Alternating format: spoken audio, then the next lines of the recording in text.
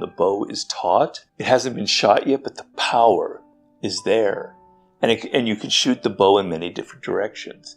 That is the essence of strategy.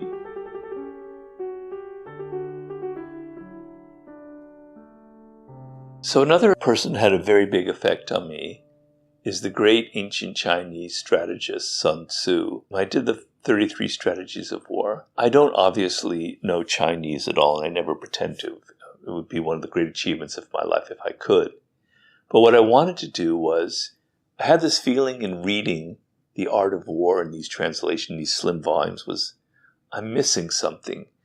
There's something here that I'm not getting, because I felt like in Chinese it's different. So I bought this very thick book. It's behind me somewhere on the shelf. The Annotated Sun Tzu. And what it did was, the book, The Art of War, is only about like 80 pages. But this was like 700 pages. Every little word in there was annotated. This is the Chinese word, not every word, but this is the Chinese word. And this is what it literally means physically, right? So I could see that there was complexity to his ideas that's not there in our common conception of him.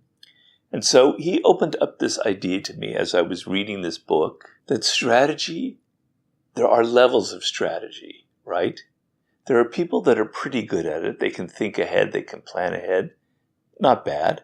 There are other people much higher and even higher, and there's like a godlike realm, because the ability to think in depth is what makes a great strategist. So normally, we examine A, B, and C as a possible strategic way out of a problem, and we choose one of them, right?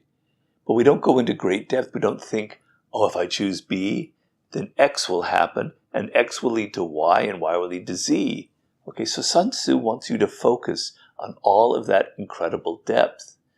And he had this idea that fascinated me.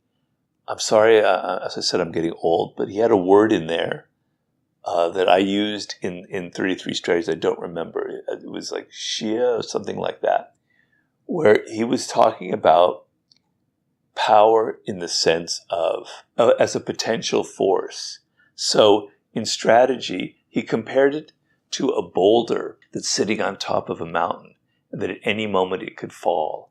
And as it falls, it gains tremendous momentum. It could fall this direction, this direction, this direction, but in that moment that the boulder is there, it has the potential for force and power that's immense. He compared it also to a bow and an arrow. When the bow is taut, it hasn't been shot yet, but the power is there. And you can shoot the bow in many different directions. That is the essence of strategy.